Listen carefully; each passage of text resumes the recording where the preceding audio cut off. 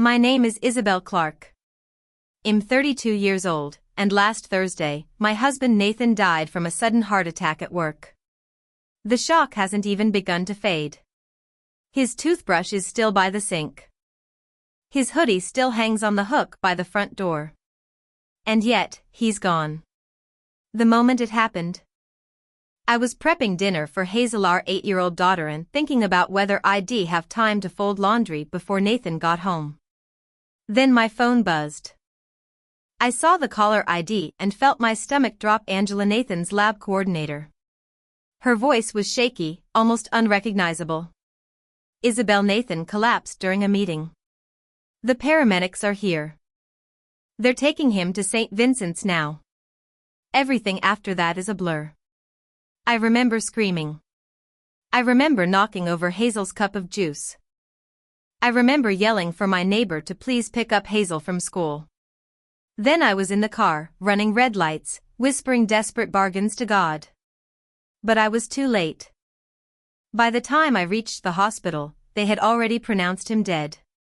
11:46 a.m. Massive heart attack. There was nothing we could have done, the doctor told me gently. As if that would make it hurt less. I touched Nathan's face in the emergency room. His skin was still warm, but his strong, steady chest was still. Too still. He looked like he was asleep. I kept waiting for him to wake up, for him to grin and say, "Gotcha." But that moment never came. The hospital gave me a quiet room. A nurse brought me water I never drank. I stared at the wall for I don't know how long. Eventually, I gathered the strength to call my parents. I needed them. Desperately. My hands trembled as I pressed Mom in my contacts. It rang 4 times before she picked up, and when she did, I heard laughter and music in the background. "We're just sitting down for Alyssa's book launch dinner," she said cheerfully. "Can this wait?" I froze. "Mom," I managed to choke out, "Nathan's dead. He had a heart attack. He collapsed at work's gone." There was a pause. Then I heard her cover the phone and say something to someone else, probably Alyssa. When she came back on the line, her voice was flatter, but still oddly composed. "Oh my God, that's terrible. Are you sure? Maybe there was a mistake." I closed my eyes, trying to hold back the rising scream inside me. "No, Mom. I saw him. He's gone." Another pause. Then, "Sweetheart, I know this is a lot. But we have guests. There's a catering team here and a photo wall. Can you manage tonight, and will come by tomorrow?" I didn't answer. I just hung up. I sat there, in that little hospital waiting room. Phone sliding from my hand, heart ripped open. And the only thing louder than my grief was the silence from the people I thought would catch me. That night, Hazel and I curled up in bed together. She didn't know yet. I hadn't told her.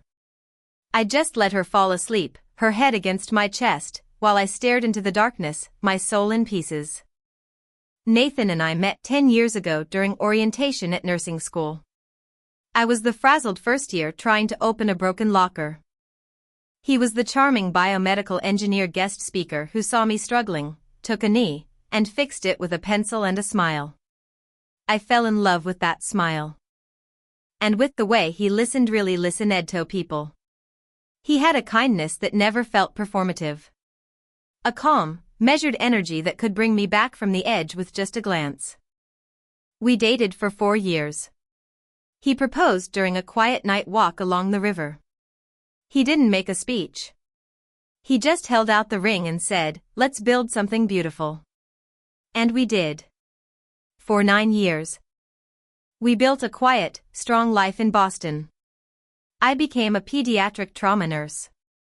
Nathan rose to senior engineer at a biotech startup. We struggled with miscarriages before finally having Hazel. Our miracle. He was the dad who made pancake animals and attended every violin recital even when he had deadlines. He had chest pains now and then. He brushed them off. Stress, he said. Too much coffee. He hated doctors. I pushed him to get checked, and he did. The results? Slightly elevated blood pressure. Nothing alarming, the doctor said. Just eat better. Exercise more. We should have pushed harder. But now it's too late. The next morning, I had to tell Hazel. I will never forget the look on her face. She had just come out of school, bouncing toward the car. I didn't even start the engine. I just turned and faced her. Hazel, something very sad happened yesterday. Her face fell. What is it, Mom? Where's Daddy? He promised he'd pick me up on Thursdays. I took her hand. Sweetheart, Daddy got very sick at work. His heart stopped working, and the doctors couldn't fix it. He died. At first, she didn't understand. You mean he's at the hospital? No, baby. I mean he's gone. She blinked. Then, she started shaking. No. No. He made me lunch this week. He was fine. She sobbed so hard I thought her little body would break. I want Daddy. I want my daddy. Please bring him back. I held her, rocking back and forth in the parked car, whispering, I'm so sorry, baby. I'm so sorry. That night, after Hazel fell asleep clutching one of Nathan's old t-shirts, I locked myself in the bathroom and screamed into a towel. I needed someone to tell me what to do. How to breathe. How to live. I picked up the phone and called my parents again. This time, my father answered. Isabel? He said. We already heard. We're so sorry. Is Nathan's life insurance current? You should call the policyholder first thing tomorrow. Not, are you okay? Not, we're coming over. Just insurance. I said nothing. Isabel? He repeated. I can't do this with you right now, I said. Then I ended the call. And that's when I realized I had lost Nathan. But I was also losing my family. And the worst part? They weren't done yet. The hours after Nathan's death melted together in a heavy, dreamless blur. I was functioning on autopilot, making arrangements, answering questions no one should have to answer while their heart is still bleeding. Do you want cremation or burial? Did he have a favorite suit? What kind of service would you like to hold? I wanted to scream. I didn't care about floral arrangements or hymn choices. I just wanted my husband back. But the world didn't pause for heartbreak. I spent the night curled up beside Hazel in my bed. She hadn't let go of Nathan's t-shirt since I told her the news. At some point in the early hours, she cried herself to sleep again. And I just lay there listening to the wind outside, the occasional car, the silence of a life forever changed. The next morning, I sat in the living room staring at the funeral planning booklet someone had handed me at the hospital. It was still unopened. My phone sat on the table, buzzing occasionally with messages of condolence from coworkers, from friends of Nathan, even from Angela, his lab coordinator, who said, we lost more than a colleague. Nathan was the soul of our team. But not a single call came from my parents that day. Not to ask how I was. Not to ask how Hazel was coping. Not to ask anything at all. The grief was paralyzing. But the silence, that was what broke me. The only person who showed up that morning was my neighbor Ellen. She's a retired librarian in her 60s, quiet but kind. She came with a lasagna and a soft hug that I didn't know I needed until I was crying into her cardigan. I'm not here to make you talk, she said gently. Just here so you don't have to be alone. She sat with me while I made a checklist of who to inform. She even helped me write Hazel's school a message explaining the situation. When she offered to stay the night in case I needed anything, I almost said yes, but Hazel needed to feel like something was still normal. So I thanked her and let her go. That evening, as I was loading the dishwasher, Hazel padded into the kitchen in her slippers. "Mom," she whispered, "can we go see Daddy?" I crouched beside her. "We can't, baby. Daddy's not there anymore. But we'll have a service soon. A place where everyone who loved him can say goodbye." "Will Grandma and Grandpa come?" The question felt like a gut punch. "I don't know, sweetheart. I hope so." She nodded. "Okay. I'll draw him something to put in his casket." And just like that, she walked back to her room, a little girl facing grief with more grace than many adults ever could. That night, I sat in the bathroom again, door locked, the fan on to muffle the sound. And I cried. The kind of crying that shakes your bones. The kind of pain that doesn't even feel like sound, it just feels like breaking. I couldn't sleep, so I opened my laptop and typed up the eulogy. I had to do it now, while the memories were still raw. While I still had the energy to fight through the fog. I wrote about Nathan's love for lemon tea. About the way he could never remember where he parked but always remembered my favorite flower. About how, when Hazel was born, he cried so hard the nurse had to give him a chair. About his goofy laugh and how he believed in letting kids stomp in puddles. And I wrote about how he made our family feel whole. When I finished, it was 3:14 a.m. I emailed the document to the funeral home and finally crawled into bed beside Hazel, where I stared at the ceiling until the sun came up. The next few days passed in a trance. Hazel asked every morning if today was the day we'd say goodbye to Daddy. I told her it would be Saturday. She nodded solemnly and added a new drawing to the growing pile of love notes she was preparing to tuck beside him. My parents still hadn't come by. They called once just on to ask what time the service would be and if black attire was expected or if I was going for more of a life celebration theme. I almost threw the phone across the room. Nathan's brother, Leo, on the other hand, was a lighthouse in the storm. Had flown in from Thailand the day after Nathan's death, landing at 6:00 a.m. and coming straight to our door with his suitcase still in hand. He didn't say much. He just hugged Hazel and then hugged me. Leo was older than Nathan by 6 years. A high school English teacher. Quiet and reflective, but with a warmth that instantly made Hazel gravitate to him. She clung to him like a life raft the minute he walked through the door. He didn't try to replace Nathan. He didn't say "It'll be okay." He just stayed. That meant everything. The night before the funeral, I sat down with Hazel to help her choose an outfit. "I want to wear blue," she said. "Daddy always said I looked like a princess in blue." She picked a simple blue dress with tiny stars embroidered along the hem. I braided a strand of her hair like Nathan used to on special days. She smiled at herself in the mirror, then looked up at me and whispered, "Do you think Daddy will see me?" I hugged her tightly. "I think Daddy will see you. And he'll be so proud." That night, I got a text from my mother. "We'll be there. Running a bit late. Alyssa can't find anything to wear. Traffic's also bad. Save us seats in the front row." That was the moment I knew I couldn't count on them not to grieve with me, not to be there for Hazel, and not to show up in any way that mattered. They would come to the funeral. But not for us. They would come for appearances. And that realization? It was the first stone in the wall I knew I had to start building. Because as much as I was grieving Nathan, I was starting to grieve the family I thought I had, too.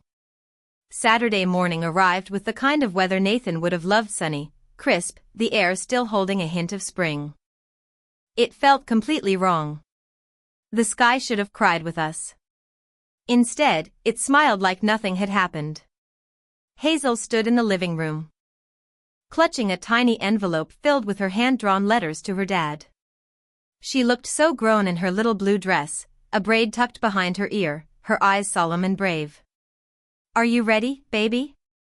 I asked softly. She nodded, and I took her hand. We arrived at the funeral home an hour early.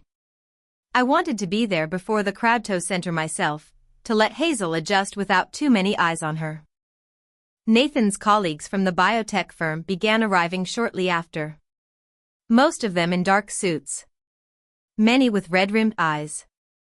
Angela, his assistant, hugged me tightly and whispered. He always talked about you and Hazel. Every day. You were his world. One by one, they told Hazel small stories about Nathan. About how he always brought donuts to Friday meetings. How he once stayed late to fix a coworker's broken laptop, how he never bragged, but everyone knew he was the smartest person in the room. Hazel listened with wide eyes. Clutching my hand the whole time. I kept glancing at the front row, the one I had reserved for family. Empty. 20 minutes before the service, my phone buzzed.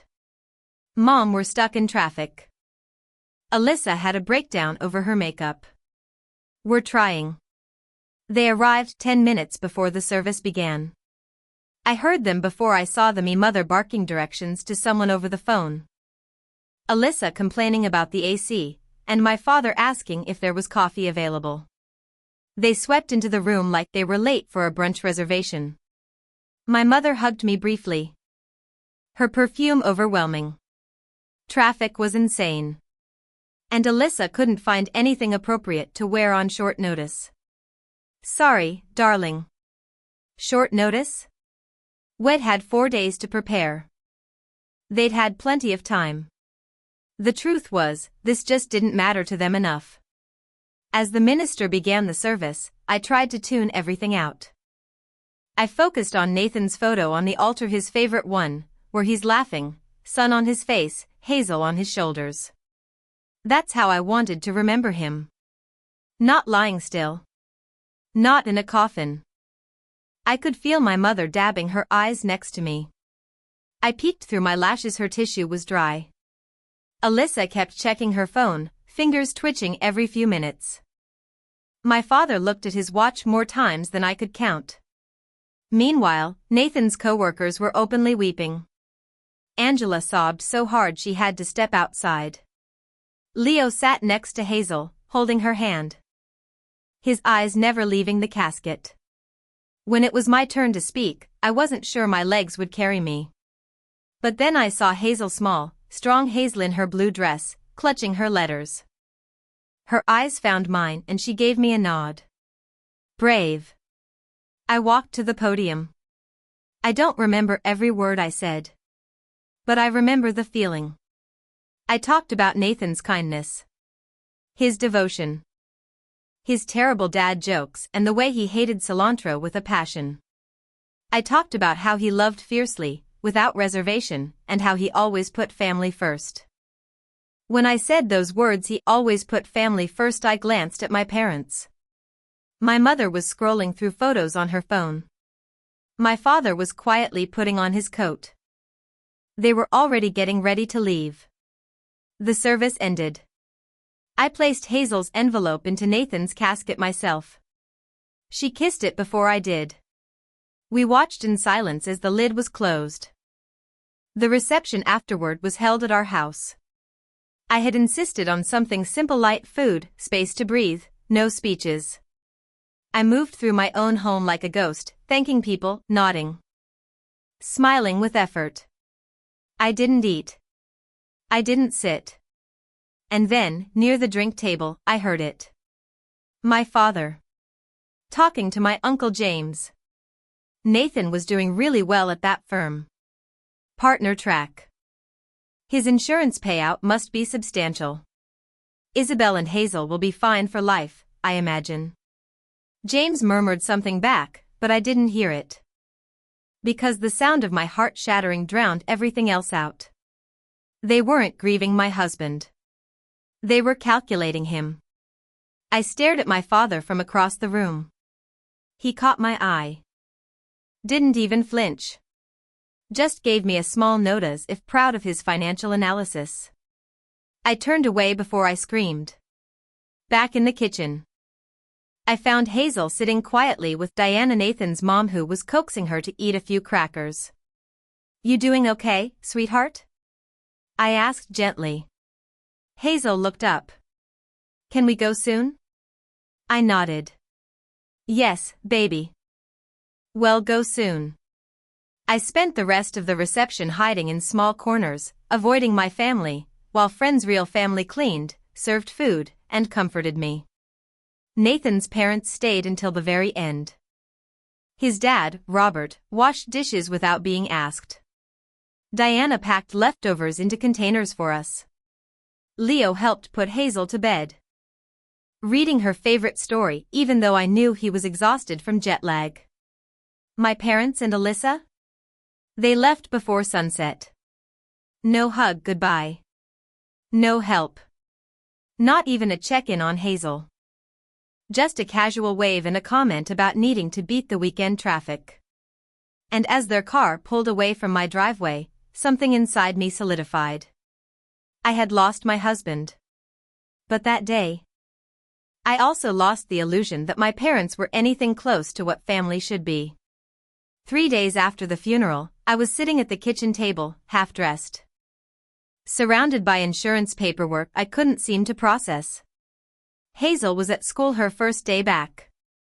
The teachers had promised to keep a close eye on her. ID already cried 3 times just packing her lunchbox. The doorbell rang. I wasn't expecting anyone.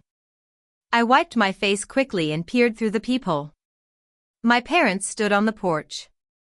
My mother was checking her lipstick in a compact mirror. My father adjusted the collar of his golf shirt. I didn't move. I didn't want to open the door. But something in me made the good daughter reflex I'd been trained into since childhood made my hand reach for the knob. I opened the door and forced my voice to stay neutral. I didn't know you were coming. We thought we'd check in. See how you and Hazel are doing, my mother said as she brushed past me into the house without waiting for an invitation. Is Hazel at school? Good. We can talk privately. That should have been my first warning. I closed the door behind them and followed them into the living room, where they were already making themselves comfortable like guests at a resort. I walked into the kitchen and made coffee out of habit, one for each of them, none for me. When I returned with the mugs, my father was inspecting the new sound system Nathan had installed just a month before his death. Nice setup, he remarked. Nathan had good taste in electronics. I said nothing. After a few minutes of awkward, forced small talk about Hazel's school and Alyssa's podcast launch, my father cleared his throat in the way he always did when he was about to get serious. Isabel. We wanted to talk to you about your situation, he began, carefully setting his mug down on a coaster. My situation? I asked, my voice flat. Your financial situation, my mother clarified. Her voice laced with a kind of forced sweetness that set off every alarm bell inside me. Now that you're adjusting to life without Nathan. My stomach turned to ice. I said nothing. My father leaned forward, elbows on knees, as if this were a job interview. We understand that Nathan had a fairly generous life insurance policy, combined with his stock options and savings. You and Hazel are in a fortunate position. He said it with such calculated phrasing that it took me a moment to realize what he was implying. I stared at them. What exactly are you saying? My mother hesitated, but my father had no such restraint. We'd like to propose something fair. Something that supports the whole family. You know how badly our retirement fund was hit in the last market crash. And healthcare isn't getting any cheaper. The words landed like bricks. You're asking me for money? I said, barely able to believe it. My mother gave a small, embarrassed smile, but my father pressed forward, completely unbothered. Something reasonable. We were thinking perhaps 50 of the life insurance payout. That would secure our retirement and still leave you and Hazel with more than enough. 50%. Half. Of what Nathan had left behind for us. For the daughter he loved. For the future he'd planned. You want half of the money my husband left for his child to secure your lifestyle? I repeated slowly, making sure I'd heard them right. My mother at least had the decency to look mildly ashamed. My father? Not even a blink. We raised you, Isabel. We paid for your college.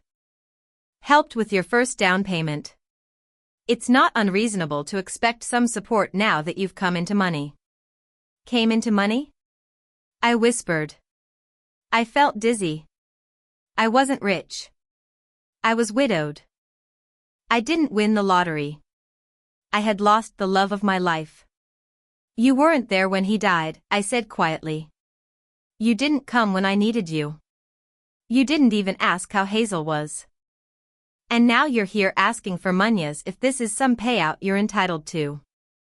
Now, my father said in that condescending tone I remembered so well from childhood. There's no need to be emotional.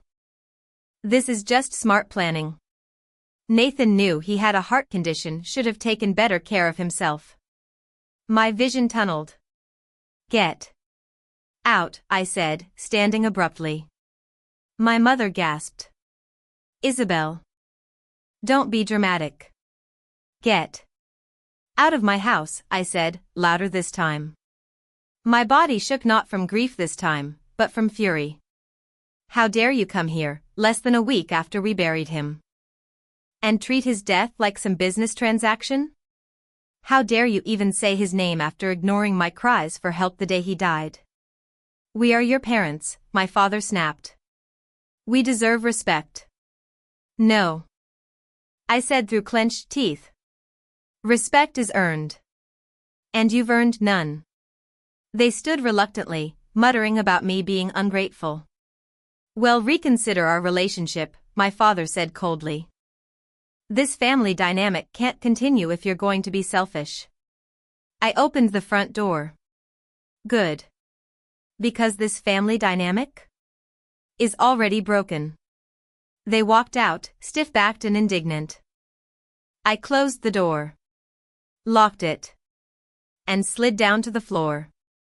I didn't cry. Not this time. This time, I was angry. Not just for me. But for Nathan. For Hazel. For everything we were trying to hold together while the people who should have protected us were sharpening their knives. The invitation came through a voicemail from my father. Would like to have a family meeting this Sunday at 200. At our house. This concerns all of us, Isabel. Bring Hazel. The tone was formal. Cold. Like I was being summoned to a boardroom. I didn't answer. I didn't call back. But I didn't ignore it either. Something told me I needed to see this through. Maybe to end it once and for all. That evening, as Hazel and I were finishing dinner, I told her gently, Grandpa wants us to come over Sunday. For a meeting. She looked up from her peas. About Daddy's money? I paused. Yes. Probably. She was quiet for a long moment. Then she said, Can I bring something? What kind of something? She didn't answer immediately. Just said, something Daddy would want me to bring. I nodded. Okay, baby. Whatever you need. The next 2 days. Hazel was laser-focused on whatever she was working on in her room. Colored pencils, rulers, tape she wouldn't let me see. Every time I peeked in, she just smiled and said, almost done. Sunday came too quickly. I dressed Hazel in her favorite outfit, yellow sundress, jean jacket, and the little silver necklace Nathan gave her on her 7th birthday. She clutched a manila envelope tightly to her chest as we walked to the car. You sure you want to come? I asked one last time. She looked up at me. Her eyes so full of quiet strength it made my chest ache. For Daddy, she said. I need to be there. We drove in silence. When we pulled up to my parents' house, me childhood home, I noticed several cars already there. I recognized Alyssa's Audi. Uncle James' old Subaru. My Aunt Rita's Volvo. They'd invited backup. This wasn't just a meeting. It was an ambush. Ready? I asked Hazel. She nodded. We walked in hand. My mother opened the door, wearing a stiff smile and pearls. You're right on time. Everyone's in the living room. We stepped into the room where I'd once opened Christmas presents and played with Barbies on the carpet. Now, it felt like a courtroom. Everyone was seated. Waiting. Watching. My father sat in his leather recliner like a judge at the bench. Alyssa was perched on the arm of the couch, scrolling through her phone with a smirk. Uncle James, Aunt Rita, and my father's brother Terry with his wife Barbara filled out the rest of the semicircle. Thank you for coming, my father began, his voice clipped and official. We have some important matters to discuss. I remained standing. Whatever you want to say, you can say in front of Hazel. My mother frowned. Isabel. This really isn't appropriate for a child. She's not just a child, I interrupted. She's Nathan's daughter. And this is about him, isn't it? Silence. My father cleared his throat. Very well. Well, get right to it. He reached into a folder and handed me a printed document. We've drafted a proposal. A fair distribution of Nathan's estate. I took the paper and scanned it. It listed in bolded percentages exactly how they thought the insurance payout should be divided. 50 to my parents. 15 to Alyssa. The remaining for Hazel and me. They'd even done the math. Exact dollar amounts. Based on the policy value they had somehow discovered likely through Uncle James, who worked in insurance. You want 65 of the money Nathan left behind, I said flatly. To secure your retirement and fund Alyssa's next business idea? It's not unreasonable, Alyssa chimed in, finally looking up from her phone. You're set for life. Hazel's what, 8? She doesn't need that much right now. Before I could respond, a small voice cut through the room. Excuse me. Everyone turned. Hazel stepped forward, still holding her envelope. I have something to say, she said firmly. Aunt Barbara looked surprised. Alyssa rolled her eyes. Honey, my mother said in that syrupy tone she always used when trying to redirect a child. Why don't you sit with Mommy and let the adults? No, Hazel said, standing taller. This is about my daddy. The room fell quiet. Hazel pulled a sheet of paper from her envelope and walked up to my father. I made this for you, Grandpa. Because I know why you're really here. My father took the paper hesitantly. As he looked at it, I saw the color drain from his face. It was a hand-drawn invoice. At the top, in Hazel's careful handwriting, it read, Bill for love and support not provided. Below it, she had itemized. Being there when Daddy died, 0 not provided. Helping Mommy when she was sad, 0 not provided. Hugging me when I cried, 0 not provided. Coming to see us when we needed you, 0 not provided. At the bottom, a big, bold total. Total owed, 0. And in all caps, she had written, because you weren't there. You don't get to ask for money. No one said a word. My mother's lips trembled. My father's hands shook slightly. Even Alyssa's phone slipped from her fingers. Hazel looked around the room, her voice steady but her eyes glistening. My daddy said when people show you who they really are, believe them. You showed us who you were. You weren't there when we needed love. You were only here when you wanted money. She walked back to me and took my hand. We're done here, I said quietly. And we left. No shouting. No second chances. Just the quiet devastation of truth finally spoken. And in that moment, walking out with my daughter beside me, I realized something profound. Sometimes it doesn't take years of therapy or courtrooms or paperwork to draw a line. Sometimes it takes an 8-year-old with a paper invoice and a fierce heart. The next morning, I woke up with a new kind of exhaustion, less from grief, more from clarity. Hazel was quiet at breakfast, but not broken. She spooned cereal slowly and looked up once to say, "Do you think they'll listen now?" I placed my hand over hers. "They heard you. Whether they listen is their choice." I didn't expect silence to last. And I was right. By noon, my phone was flooded with texts, some furious, some guilt-laced. "Dad, that stunt was manipulative. We expected maturity, not emotional performances. Mom, I raised you better than this. Family comes first. Alyssa, I don't know what's worse, your selfishness or dragging a child into it. This is low." None of them mentioned Hazel's invoice. None of them acknowledged what they'd done. They didn't want to understand. They wanted control. And now, they'd lost it. That night, I called Dev, Nathan's best friend from grad school, and our estate attorney. Had been checking in since the funeral, but this time, I needed more than sympathy.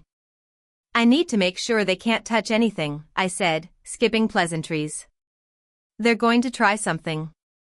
Dev didn't sound surprised. "You're not the first widow to face a greedy extended family." But Nathan was very clear. His will, insurance, retirement all list you and Hazel as sole beneficiaries. "Can they contest it?" I asked, heart pounding. Dev paused for a moment. "They can try. But the will is airtight. Properly notarized, updated 6 months ago. They have zero legal standing. They're not next of kin, and Nathan specifically excluded extended claims." I exhaled. It was the first time in weeks I felt a small breath of safety. Still, something gnawed at me. Nathan had always been prepared. Methodical. What if he'd known more than he'd let on? That night, after Hazel went to sleep, I unlocked Nathan's home office. He always kept everything meticulously organized, color-coded files, labeled drawers, a spreadsheet for everything. I opened the drawer labeled Estate Life and found a sealed envelope. My name was on it. In Nathan's handwriting. Trembling, I opened it. "My dearest Isabel. If you're reading this, it means the worst has happened. And I'm so sorry. The doctors mentioned my heart might be more vulnerable than I let on. I didn't want to worry you. But I've updated all our documents, our will, insurance, investments. Everything goes to you. With Hazel's future secured through a trust. There's something else I need to tell you. Your father approached me twice over the past 2 years asking about investment partnerships. They were thinly veiled requests for cash. I declined both times, politely, and never told you because I didn't want to put you in the middle. But if I'm gone, I know he'll come to you. He'll make you feel guilty. Like you owe him something. Like Hazel's security is negotiable. Don't let that happen. You are strong. You are kind. But kindness doesn't mean compliance. I trust you to protect Hazel like I would. If he shows up with a smile, remember this letter. I love you endlessly. Live well. Raise Hazel boldly. And know that every breath I took was fuller because you were in my life. Always. Nathan. I sobbed over that letter. Not the same kind of grief from before, this was something deeper. Grief laced with anger. With betrayal. And with overwhelming love. Nathan had known. Had seen it coming. And had tried to shield me from it, even in death. The next morning, I called Dev again. I found a letter, I said. From Nathan. He wrote everything, warned me about my father, made his intentions clear. Bring it, Dev said. Well, document it. It's not legally necessary, but emotionally? It might be useful if they try to manipulate you. He was right. Because that afternoon, another message arrived. This time a letter. Official. Cold. From my father. On his company's letterhead. Unless we can reach a reasonable financial understanding, we may be forced to reconsider our relationship with you and Hazel. It was phrased like a legal threat. But to me, it felt like permission. Permission to cut the final cord. I emailed Dev a scanned copy of both the threatening letter and Nathan's handwritten one. Then, I blocked my parents' phone numbers. Every single one. I also called Hazel's school and updated the emergency contact list. I told the principal in plain words. My parents are not to pick up Hazel. They are not to approach her. This is for her safety. She understood. She didn't even ask questions. That night, Hazel asked quietly, "Are we safe?" I hugged her. Yes, sweetheart. We are now. And for the first time since Nathan died. I started to believe it. The fight wasn't over. I knew that. But I had something stronger than lawyers or documents. I had Nathan's love. Hazel's bravery. And finally voice. In the days after I blocked my parents, the silence was cleansing. No more guilt-tripping texts. No more veiled threats. No more pretending they cared. Just space. And in that space, something remarkable happened. Real support filled the gaps they left behind. Nathan's parents, Diana and Robert, had stayed in town longer than planned. I offered them our guest room. And they took turns helping with everything from grocery runs to walking Hazel to school. They were grieving too. Nathan was their only son, but they never let their pain override mine or Hazel's. Diana made Hazel pancakes shaped like hearts. Robert built her a bookshelf and filled it with her favorite adventure books.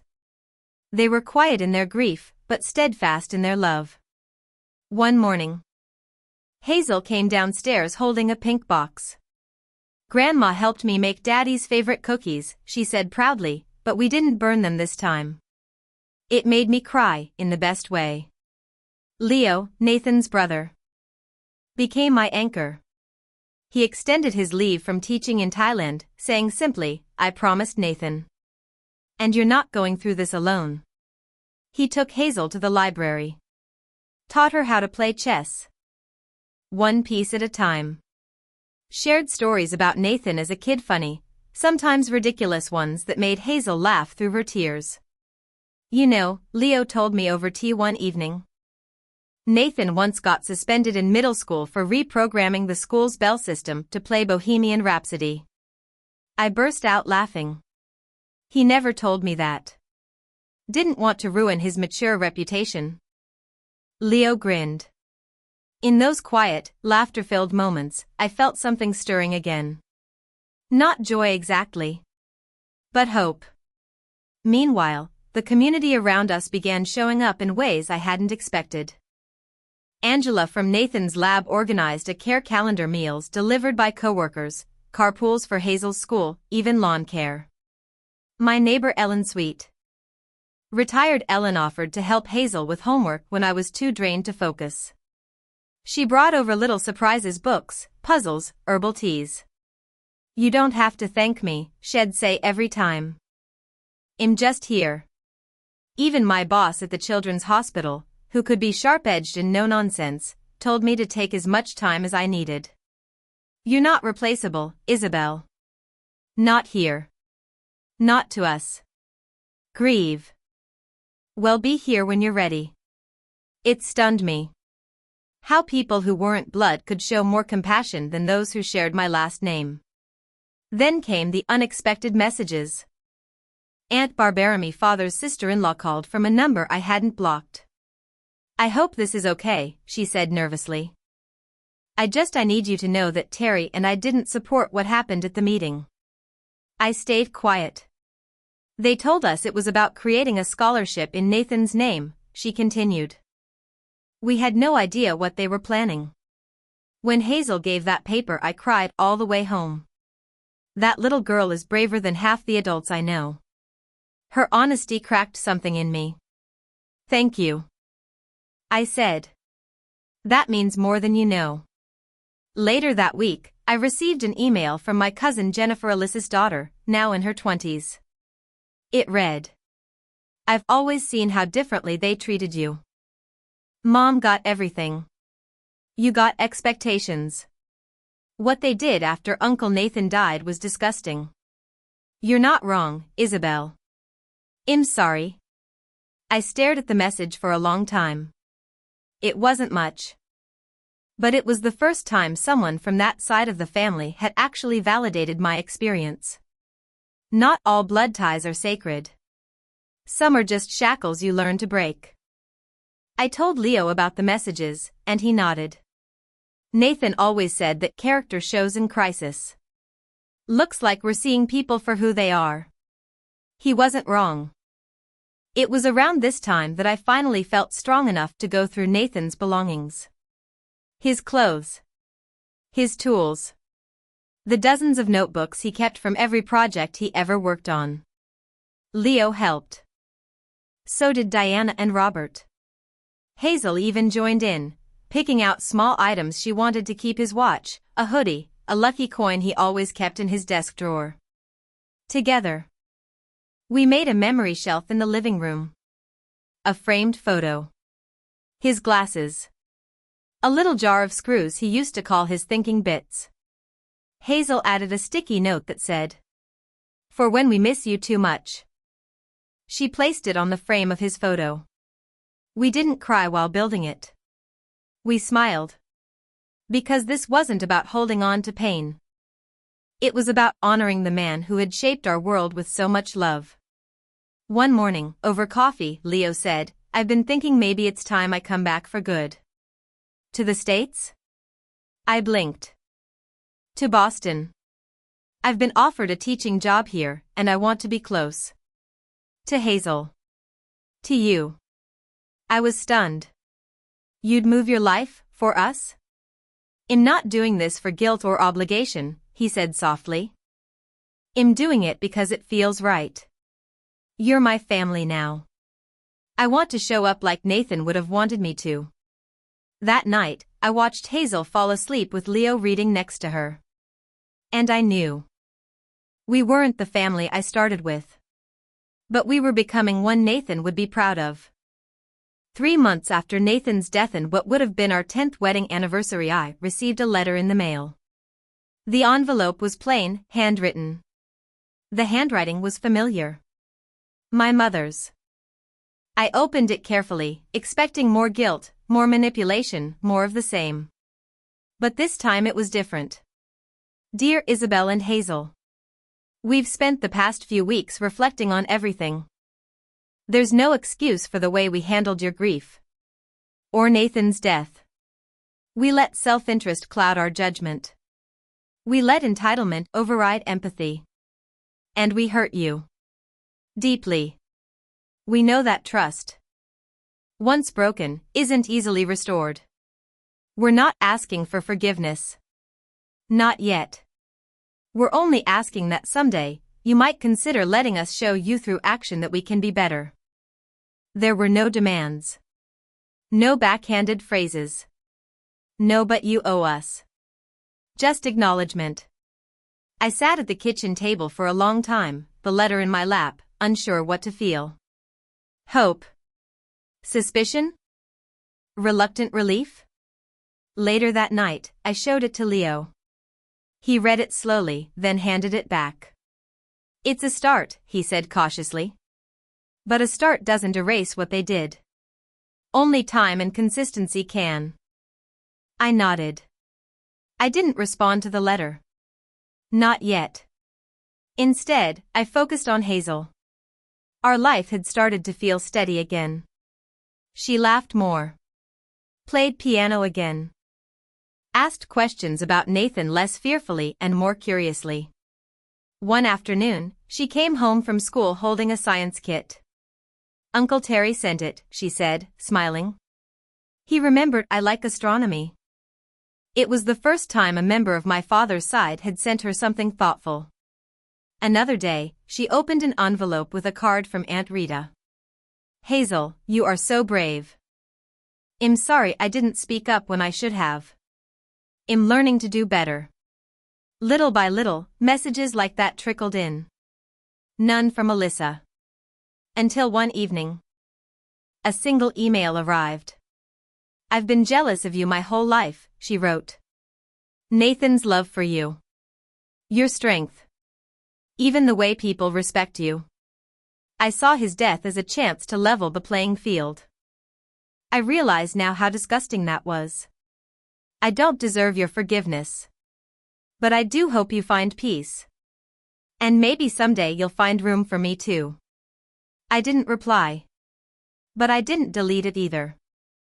Hazel's 9th birthday came quietly that spring.